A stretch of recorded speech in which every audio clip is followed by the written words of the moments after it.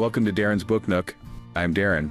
I'm Sarah. All right, so today we're diving deep into The Psychology of Money by Morgan Housel. Yeah, we're going way beyond the typical, budget and save money advice. Right. That's important, but Yeah, this is more about the psychology. that's a whole nother layer deeper, really. And what are the mental factors that are actually... Yeah, the psychology of it. Why do we do the things we do? Yeah, exactly. Why do we make the financial decisions that we do? And how do our own personal stories and experiences with money actually end up influencing our financial decisions? It's less about crunching numbers, and it's more about understanding the stories that we tell ourselves about money. Yeah. And so that's what we're going to be talking about today. And I think it's really cool because he really challenges this traditional notion that financial success is all about intelligence or having some kind of secret formula. Yeah. It's not just about knowing the right investments or having a fancy degree from Harvard or Yeah, you don't need to be a math whiz. yeah, you don't need to be a math whiz Or a Wall Street, hot shot to be good at this. to be good with money, basically. Exactly. Yeah. So right off the bat, he throws us this curveball by contrasting these two stories. Ronald Reed, who was a janitor, he amassed millions, right? Versus this guy, Richard Fuscone, who was, Harvard educated executive and, lost everything. Yeah. And so it's okay, so is it really just about having, going to the right school, getting the right degree? Right. What do you make of these contrasting examples? I think it's the Ronald Reed story in particular is really interesting. Right. Because it's he lived a very modest life and didn't have this flashy job, but Okay. but through consistent saving and investing, Yeah. for decades, he quietly Yeah. amassed this fortune. Yeah. So I think, it really shows that it's not necessarily about, being brilliant or being, the smartest person in the room. It's more about just, Making smart choices. making those consistent decisions over time and letting that, that snowball effect of compounding work. It's magic, really. Yeah. It's like those rags to riches stories. Mm-hmm. Except sometimes it's these seemingly ordinary people, right? Right. Who outperform these financial experts. And it's Well, and you what's don't going on here? Yeah, and you don't even necessarily need to know all the fancy terminology. He Yeah. didn't even know what compounding was, Ronald Reed. Right. But he still managed to harness that power. Yeah. And so this whole idea of no one's crazy, which is, what Right. Housel says, is really challenging, Yeah, because it's we all Challenges our assumptions we all have our own experiences, and Right. and those shape how we view money and how we view risk and reward. Yeah. And Right. So if you grow up so Yeah. it's all relative to our own, experiences and the world that we've lived in and seen. Yeah, if you grow up and, your family's really struggling with money, Yeah. you might be really, really cautious as an adult. Right. Even if you're in a stable financial situation, And that makes sense to you, right? Right. Because based on your experience, Yeah. that's what you've been taught. That's Yeah. what, that's how you view the world. And so you're not crazy for, Right. right? You're not crazy. Exactly. You're not crazy for thinking that way. It's just it's your background. Right. Exactly. And he uses this, analogy of buying lottery tickets. Right. When you're broke. When you're, yeah. And it's logically, it's We all know the odds are terrible. we know the odds are terrible, especially if you're struggling financially. Right. But for that person, it's it's that hope. It's that little sliver of hope Yeah. that maybe, things could turn around. Could change. Yeah. So it's overriding logic, basically. It is, yeah, and that's part of what makes this so fascinating, I think, is that Right. we are not always these perfectly rational actors when it comes to money. Yeah. It's we let our emotions get involved, Our emotions, our feel. our past experiences, Yeah. all of that kind of stuff. Yeah. Colors how we perceive and manage money. Yeah. So it's it's not just about having the right knowledge, right? Mm-hmm. It's about understanding our psychology plays this huge role. Exactly. And then he brings in like this other element Right. of luck and risk too. Yeah, luck and risk are huge. Which we often like really downplay, I think, in a lot of these conversations. Especially risk. Yeah, especially risk. Yeah. Yeah. And so he uses the story of Bill Gates, obviously. Yeah. And like, you know, his access to the computer lab when he was like, you know, a teenager. Well, yeah. Back in the 60s. 60s, yeah. Which, like, I mean, how many people had access to? Not many. Right, to something like that Yeah. at that time. Yeah. And that just totally sparked his passion for computers. Yeah, it set him on this trajectory to become like this, you know, this tech pioneer. Yeah. So And then he contrasts that with his friend Kent Evans, who was like who was equally brilliant. equally brilliant, right? But died Yeah. in a mountain climbing It accident. was a tragic accident. Yeah. Totally changed. Yeah. You know, the trajectory of his life. Yeah. And so it's this idea that Right. Well, and it just kind of shows you that it's like you can't. It's all relative, right? Like things happen. Yeah. You know, and you can't always control those things. you can't control everything, right? Right. Like it's not always just about, you know, having the smarts or you know, making the right moves. Like sometimes Yeah. Sometimes it's just, you know, dumb luck. yeah. Sometimes it's just, you know, fate or luck, yeah. So it's really kind of I mean, it just shows you that you can't, it's dangerous to judge success just based on outcomes because you don't always know yeah, exactly. all the factors that led to that outcome. So you have to look at the whole picture. Yeah. Right. Yeah. And not just like the Not just the end result. end result, right? Yeah, it's not always just about like, you know. And he uses this example of Benjamin Graham, Yeah. who is considered like the father of Value investing, right? Right. And, you know, he advocates for diversification and minimizing risk.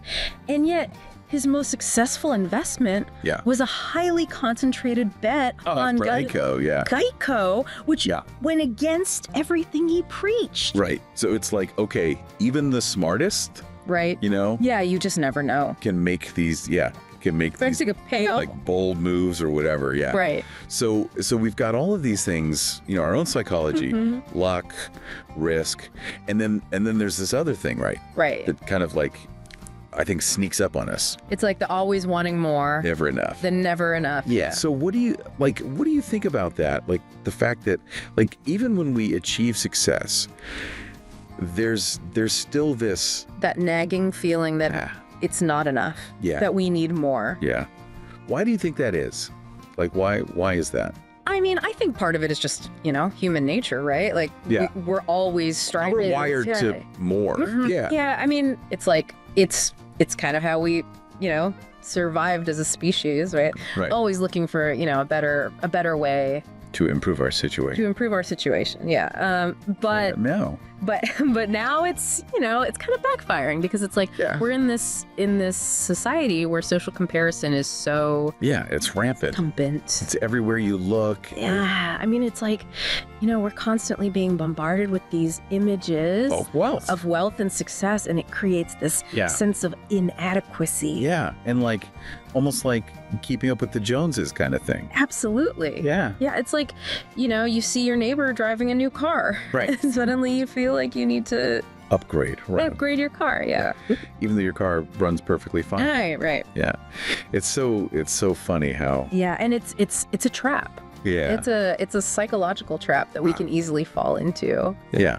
And he talks about this he uses the analogy of the baseball player who's making like $500,000 a year, right? Yeah. And on paper, it's like, Oh my God, that's a lot of money. that's amazing, right? But then you realize that your teammate's making 10 times that amount. Right. And so Suddenly it doesn't feel suddenly it doesn't feel like enough. right enough. Yeah, it's all Right, it's all relative. very relative. Yeah. I mean, it's really interesting. it's so easy to fall into that trap of comparing ourselves to others and feeling like we're not We're not good enough. good enough. Yeah. Yeah. And then he uses this other example of like eating until you're sick, you know, Right.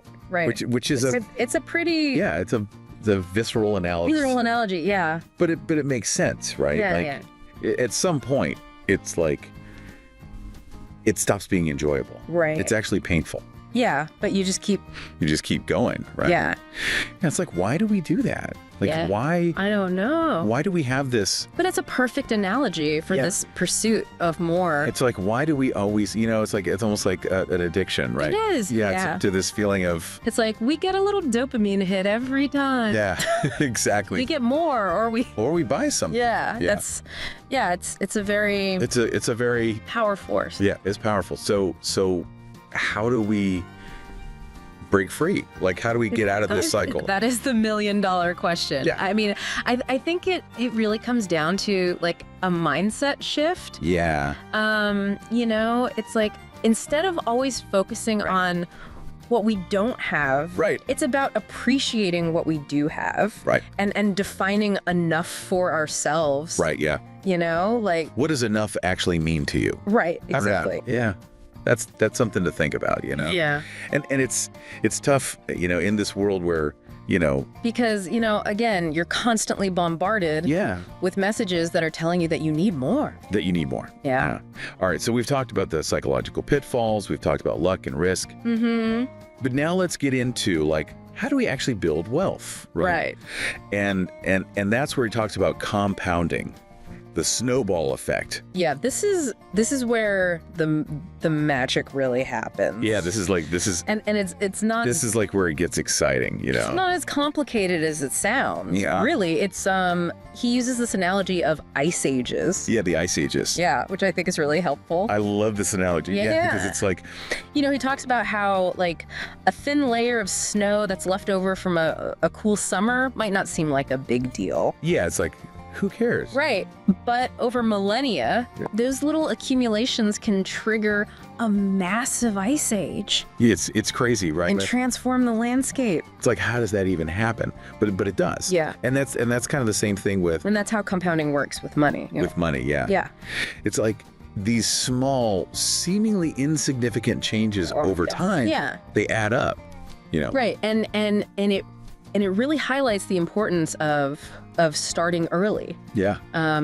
Because it's like, even with small amounts, even if you can only invest a little bit. Yeah. Like the earlier you start, the better, right? The better. Yeah. Time is your friend. Exactly. Yeah. It's all about time. And then of course there's Warren Buffett, right? Yeah. Who is he's the poster child. He's the king of compounding. And I think a lot of people think it's because he's this like incredible stock picker. Yeah. But really, that's not really the whole story. Yeah. It's the fact that he started investing when he was a kid. Right. And he's just let it, ride for decades. Like he's been through so many market cycles. Yeah. And he's just stayed the course. And it's interesting because he compares him to Jim Simons. Right. Who's this hedge fund manager who has like amazing returns, right? Extraordinary returns. Yeah. Much higher than Buffett's average annual gains. Right. But because he started investing later in life, his overall wealth is way less. Is significantly less than Buffett's. Right. So it just really shows you the power. Of time. Yeah. Yeah. Time is. And it's a really powerful lesson for young people, especially who are starting out. Like start as early as you can. Yeah. Yeah. Even if it's like $10, a small amount. Whatever you can. Yeah. Yeah. So, but here's the thing, right? Right. It's not just about accumulating wealth. Yeah. No. It's also about keeping it. Right. Right. It's a whole different skill set. Yeah. Getting wealthy versus staying wealthy. Yes. And he contrasts these stories of Jesse Livermore. Oh, yeah. Who's a legendary trader, right? Right. And Abraham Jermansky during the 1929 crash. Oh, interesting. And so Livermore was the one who Livermore made a fortune. Made a killing. Shorting the market, right. Right. And then Jermansky got wiped out. Yeah, poor guy. Yeah. And then years later, they both ended up broke, right? So what's going on there? It's not enough to just, to get lucky and make a bunch of money quickly. Right. You have to actually like have a plan. Yeah, you gotta know how to keep it. Keep it, yeah. Yeah, which is, in some ways it's harder, right? It's arguably harder. Yeah. Like, how do you not? Well, and how do you not lose it all? It's about avoiding those, those pitfalls of debt and panic selling. Yeah. You know, and Yeah, it's about protecting your, your reputation. yeah. Yeah. So it's like a different. it's a whole other Yeah. set of skills almost. Yeah. And he connects this back to Right. to Buffett. Or Buffett, yeah. And the fact that he's managed to like weather every out. downturn, right? Yeah. For decades. Yeah. So it's not just about Yeah. being a good investor, it's about It's about surviving. surviving, yeah. It's about being resilient, it's about Staying in the game. staying in the game, yeah. Yeah, that's a great way to put it. Yeah. You know, it's like it's not a sprint, it's a marathon. Yeah, exactly. So now he brings in this this concept that he calls tails you win. tails you win. Yeah, this is And so like explain what is it's about those rare events that can have an outsized impact Right. on your outcome. Yeah. And he uses this example of this art collector Heinz Berggruen, Yeah. who could afford to be wrong like 99% of the time. yeah, 99% of the time he could buy a piece of art and it could be a dud, but as long as He got those few he got a few Picassos, right. yeah, It was it didn't matter, right? it didn't matter. Yeah. Yeah, it's so crazy to Right. think about, like, Well, and the same principle applies to yeah, and how does that apply to investing? Like, what do you to public companies as well. Yeah. Most companies fail. Yeah. Most stocks underperform? underperform. Yeah, But there's a small handful that really drive the majority of of returns. the returns. Yeah. So it's like, I mean, think about like if you had invested in Yeah. every company that went public in the last, in the last like 50 years, your returns would be driven by a few companies, yeah, a handful. like Apple, Amazon, whatever. Right, exactly. So it's almost like it's like playing the lottery, but instead of buying tickets, you're buying like a diversified portfolio of stocks Well, kind of, yeah. and just hoping. Yeah. Yeah. I mean, the key takeaway is Yeah. that, You can't predict it. you can't predict it. Yeah. You just got to Yeah. stay in the Stay in the game. diversify, Yeah. and hope that Hope that you catch a few of those. yeah, those are liar. Yeah. All right. So we've talked about, compounding, staying wealthy, Right. tails you win. Yeah. But now let's talk about something that money can buy, Yeah. and that's freedom. Freedom, So how do you define freedom. freedom in this context? Like, what is he talking about here? So he's talking about how wealth can give you this control over your time, Mm-hmm. right? Which is ultimately the most valuable More valuable than anything else. that you could ever have. Yeah. Yeah. It's not just about like retiring early. Right? It's about having the flexibility to do what you want. Yeah. When you want to do it. Yeah. And not being beholden. To a job or a boss. Yeah. Yeah. I had this internship once where it was like, it was good money. Right. I was like, okay, I'm gonna do this for the summer, but the hours were insane. Right. And like, I just felt like Trapped. I was so trapped, Yeah. And like after a month, I just quit Wow. because I was like, I can't do this anymore. You couldn't take it. Yeah. It was like sucking my soul, Yeah. And so it was a very Well, and that's a perfect example of like what he talks about with this concept of reactance, which is like this feeling of being trapped or controlled. Yeah. And even if you like the work, even if you like the work, if you feel like you don't have that autonomy, it can be miserable. miserable. Yeah. Yeah. It's really. It's like being stuck in traffic, Yeah, exactly. Even if you're going somewhere. You want to be. Yeah. But you're just like, ugh, I'm stuck. Yeah. Yeah, it's the Yeah. worst.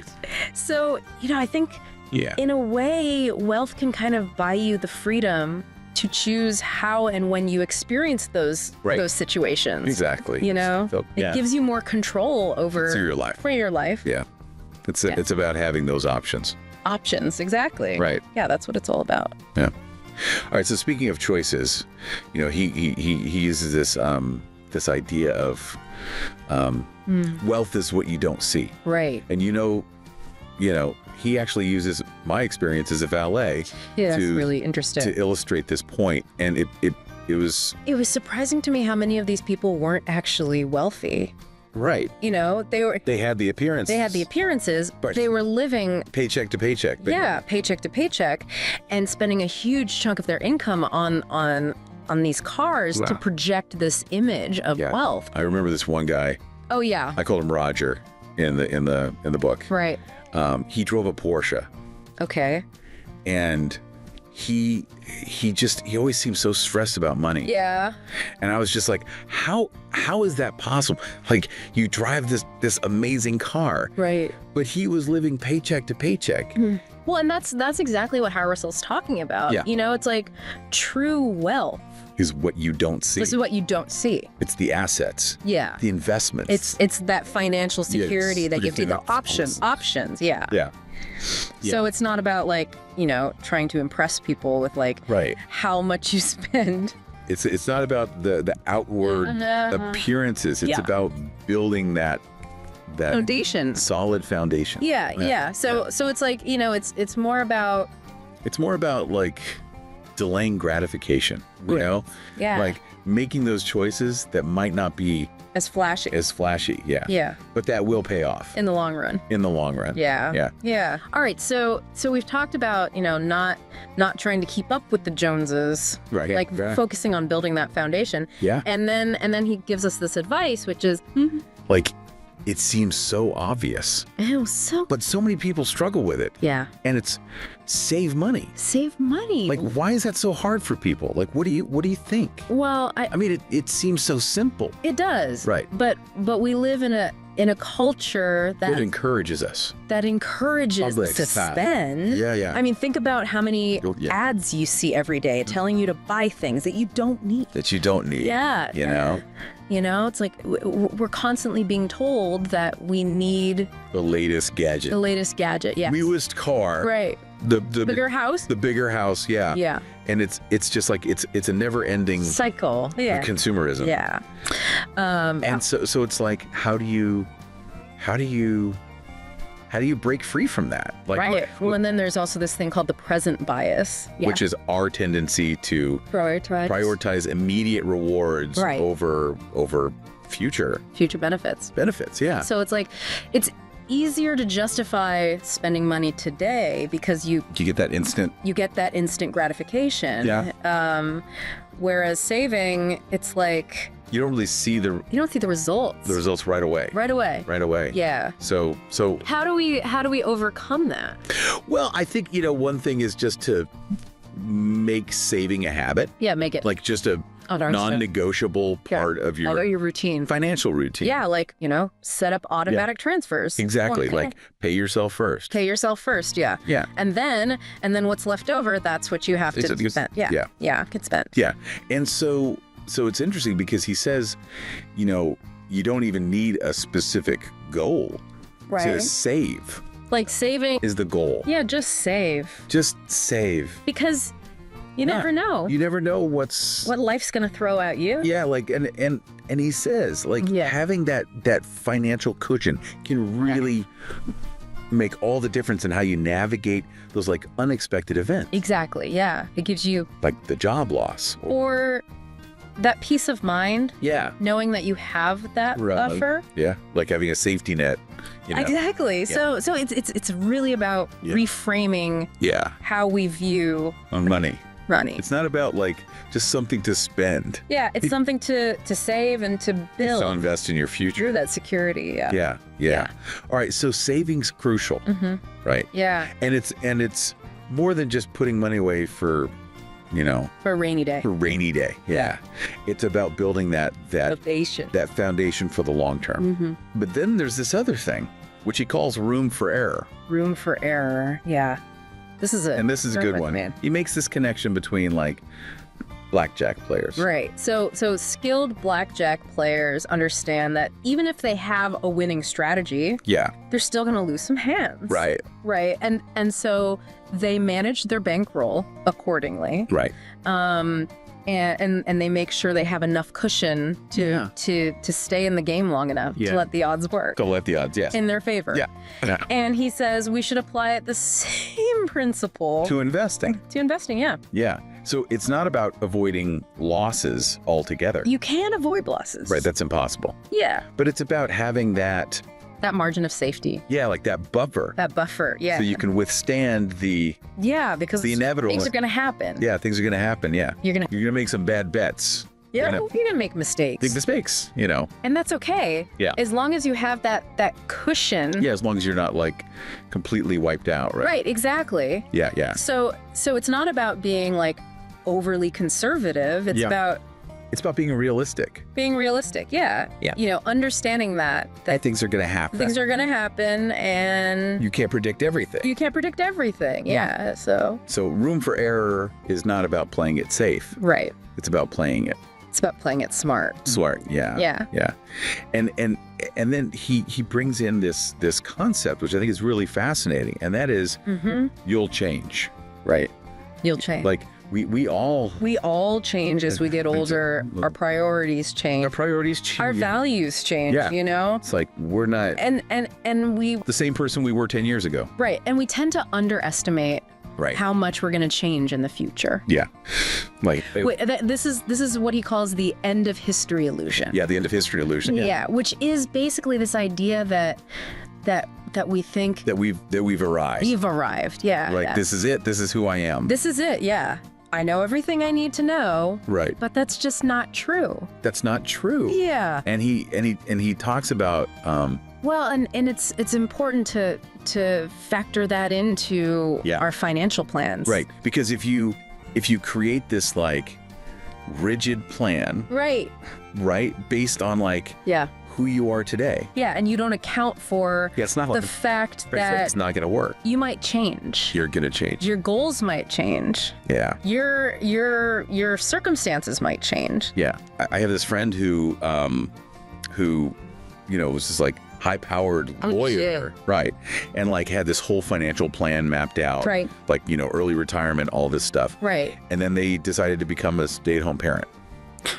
which obviously change everything, totally throws a wrench in the plan. Yeah.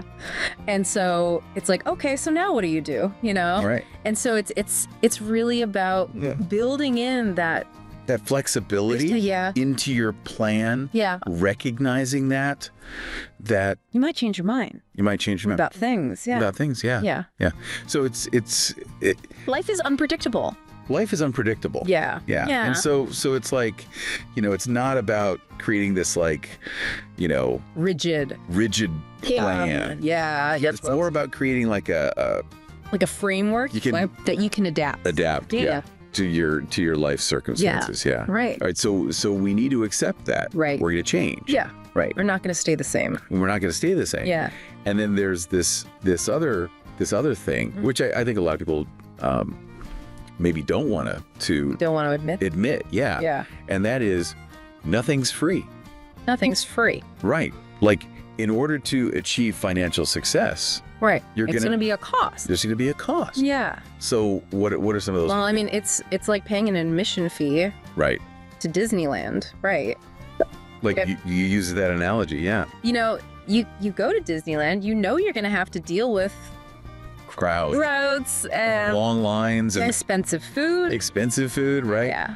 But But you're willing to you're willing to pay that price pay that price. Yeah. because you want the experience. It's going to be worth it. Yeah. Yeah. And the same thing with financial success. Like, No. there's going to be volatility. Right. There's Yeah. going to be uncertainty. I might lose money. You might lose money. Yeah. There's going to be times when You're going to regret you're going to regret the decisions you made. a decision that you made. Yeah. Yeah. But that's just part of the game. That's part of the game. Yeah. Yeah. And so you have to be willing to To accept accept that. those bumps along the way. Yeah, bumps along the way. Yeah. Yeah. So it's not about like It's not about trying to avoid avoid risk altogether. risk altogether because that's impossible. impossible. Yeah. Yeah. And actually he uses this example of GE Oh yeah. under Jack Welch.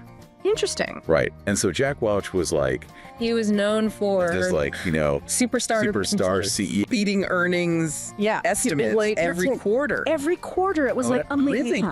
But he did that Yeah. by by manipulating costs. yeah And like, like short-term thinking. yeah, and so it ultimately led to like Huge losses. huge losses for Down the shareholders down the road, right? Right. So it's like So it's what it volatility in the short term. the short-term costs, yeah. But then But they paid they paid a bigger price. in the long run, yeah. Yeah, So it's like you can't really escape. you can't escape it. Yeah, It's going to get you one way it's going to get you one way or the other. or the other. Yeah. Yeah. All right, so we've got to accept those admission fees. Admission fees, yeah. Right. Yeah, We can't avoid risk. right. But then there's this other thing, which is, The seduction of pessimism. yeah, this is a fascinating chapter. Yeah, and this is like why are we so drawn It's to been gloom. like the doomsday predictions, right? Worst case scenario. Yeah. Yeah. Even though like Even though history shows that things tend to get better. get better over time. Yeah. Yeah. I mean, Why is that? I think part of it is just that, pessimism It's sounds better. smarter. It sounds more More realistic. realistic. Yeah. Right. It's like, acknowledging the risks and the challenges. Right. And I think easier to not what's wrong. to focus on what's wrong Yeah. than it is to envision Positive future. a positive future. Yeah. Yeah. I mean, it's like he tells this story about this this professor, Yeah. this Russian professor, Panarin. Yeah. Panarin, yeah, who predicted that the US would break up into 6 pieces. 6 pieces. Right. And this was published On the front page. on the front page of the Wall Street Journal. of the Wall Street Journal. Yeah. But Which is crazy yeah. to think about. Like But what's interesting is that Yeah. he contrasts that with the optimism yeah. about Japan's post-war recovery, Right. which at the time Was seen as seemed just as outlandish. outlandish, right? Right. Yeah. But Japan ended up having this Like one of the most economic miracles. Yeah. So it's like So our perception of That's- what's possible is often limited by is limited by our own experiences. our own experiences. Yeah. Yeah. So how do we avoid Right. getting swept up in this tide of Well, I think it's about understanding that our brains are kind of wired to pay attention to threats. and dangers. Yeah, like a survival mechanism. just a survival mechanism. Yeah. But we're not running from saber-toothed tigers anymore. Right. So it's important to balance that With an understanding of historical trends. Right. Yeah, which generally point towards progress. progress. Yeah. Yeah. It's about having perspective. Perspective. Yeah. Yeah. And realizing that things might not be as bad as they seem in the moment. Yeah, in the moment. Yeah. Because progress often happens Yeah. gradually. you know? Yeah. It's like it's too slow It's too slow. to notice. Almost. Yeah. Right. But then the setbacks The setbacks are sudden are sudden and dramatic, and they capture our attention. and they freak us out, right? They freak us out. Yeah. Yeah. So all right, so we need to be realistic, but we also need to To have that optimism. Yeah, and then he brings it all back to the individual, right? He does with you. You and me, yeah. Yeah. And so, Yeah. like, what do you think about that chapter? So he argues that we all create these narratives Right. to try to make sense of Of the world. the financial world. Yeah. Yeah. But those narratives are shaped by our own Limited experiences and our own biases. Yeah. And he uses this analogy of an alien who Yeah. observes everything On Earth. on Earth, right? Yeah.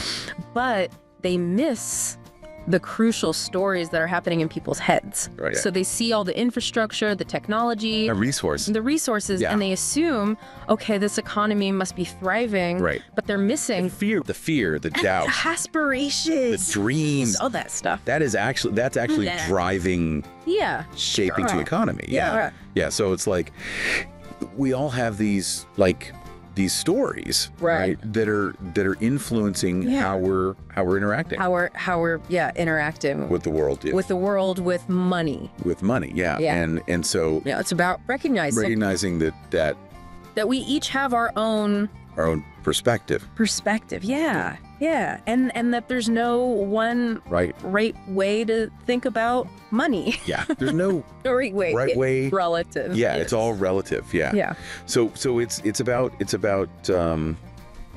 about being mindful of our own bias biases. Yeah. Yeah. And how those and how they're influencing our choices. Yeah, our choices. Yeah. And being open to learning from others. Yeah. Yeah. But ultimately finding what works. finding what works for you. For you. Yeah. Yeah. Because personal finance It's personal. is personal. Yeah. It's not just about It's not just about the numbers. It's about like the your numbers. own psychology. Yeah. So it's really about It's about like going beyond the traditional, just the thinking advice. financial advice. Yeah. And thinking about The emotional side. the emotional side of things. Yeah. The money. Yeah.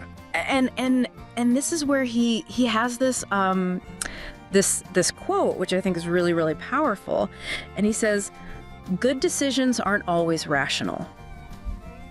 Oh, I like that one. At some point, you have to choose between being happy or being right. Yeah, that's a good one. And it's like what does that even mean? You know? Yeah. I mean, it's deep, right? It's deep. It's like it's challenging this idea that everything that financial decisions to be purely like logical yeah, and data driven. right. Because sometimes the best decision is the one that makes you happy. Yeah. Even if it's not Right. the most like financially optimal. Yeah. Yeah. So I guess the question is, like, as we go forward in this, you know, as we continue this deep dive, what does that mean to you? Right. What does it mean to the listener? What does it mean to you, the listener? You know, how do you balance the rationale with the rationale with the emotional? The emotional, yeah. Yeah. In your own financial journey. Right. Because it's not always clear cut, right? Clear cut. Yeah. Yeah. I mean, there's a lot of gray area. Let's dive into the confessions section, where he actually gets personal. Yeah. And shares like his own financial philosophy. Yeah. Yeah. This is one of my favorite parts. I love this part of the book. Yeah. Because he gets really, really honest. Yeah. He's not claiming to have all the answers. Yeah. He's not presenting himself as some kind of financial guru. Yeah, he's just like he's a real person, He's a real person who's made mistakes and yeah, he talks about his own like financial journey, right? Yeah, his own experiences. Yeah. And he talks about growing up in a family that went from like dirt poor to like moderately well off after his dad became like a doctor later in life. Yeah, it's fascinating how those early experiences, you know, really shape our whole outlook. Our whole outlook on money. Yeah. Yeah, and for him, it sounds like it really instilled this sense of security and freedom. That comes from saving. Yeah. Not just as a means to like accumulate wealth, get rich, but like as a way to like have that buffer. You know, have that protection, that safety. Yeah. And so he talks about how he and his wife made this decision to pay off their mortgage early, which, like, I mean, on paper, it's like, okay, that's maybe not the best financial decision. Because you could have that money invested in the market. Yeah, you could be potentially earning higher returns. Yeah. But they just valued that peace of mind. They valued the peace of mind and that sense of the security of owning their home outright. Yeah. And so it's like sometimes the right decision is the one that just like makes you feel good. Yeah. Yeah. And he also talks about how they keep a higher percentage of their assets in cash. Than most financial advisors would recommend. Right, because most financial advisors would say, you know, put in the market, you're going to earn higher returns. Get that money working for you. Yeah. But they value that. They value the liquidity, you know. The liquidity and the flexibility, comes with having cash on hand. Yeah. And so it's like, again, personal finance is personal, you know. Yeah. Like, what works for one person? It's not one size fits all. Might not work for another. Yeah. So what's his like investment philosophy? Like, his investment philosophy is pretty simple. Yeah. He's a big believer in index funds. Right. just passively, Like set it and forget it. Maybe. yeah, set it and forget it, Yeah. and just let it ride. Yeah. He recognizes that he's not going to beat the market that way, Right. but he's also not going to Lose everything. make any big mistakes. Right. So it's like it's It's low stress. low stress. Yeah. Yeah. He doesn't have to worry about Yeah. Picking the right stocks. picking the right stocks or timing the market. Yeah. Yeah. And it's something that anyone can do, right? Yeah, I mean, You don't have to be like a financial expert it's accessible to do this. to anyone. Yeah. Yeah. So after all this talk about, psychology and all these things, like what's the big takeaway here? Like what's the big message? I think the big message is that financial success Yeah. is not just about Getting rich. getting rich. Yeah. Yeah. It's about living a good life. Yeah, it's about using money as a tool Exactly. to help you To help you live live the life you want. the life that you want. Yeah. It's about, making sure that your financial goals Are in line with your are in line with your life goal. life goals. Yeah. Yeah. And he leaves us with this one final thought, Okay. which I love this.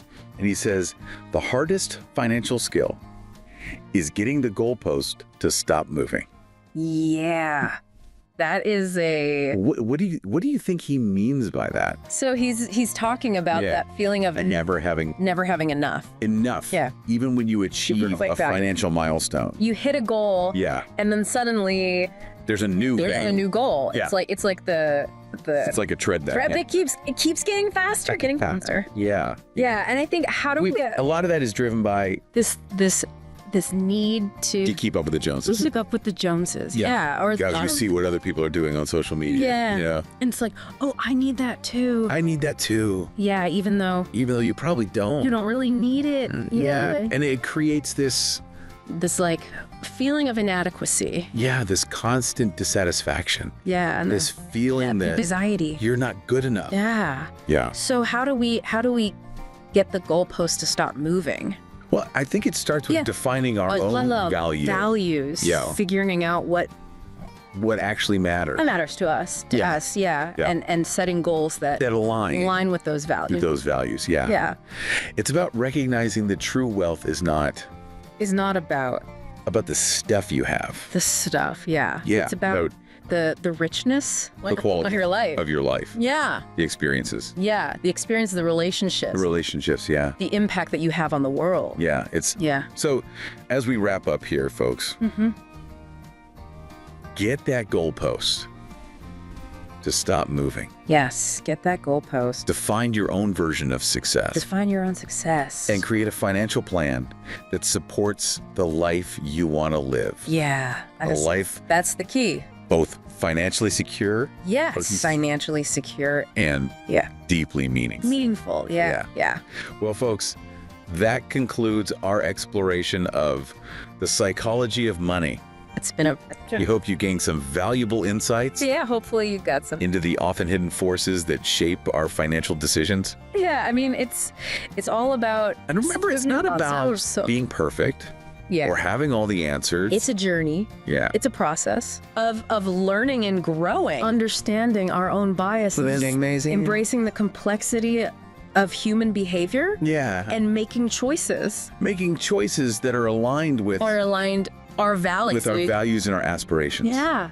Yeah. And remember to enjoy Enjoy the journey, right? the Mary? journey, because it's not just about the destination. It's about, It's about the ride. living a Yeah. rich and fulfilling life. Yeah. Yeah.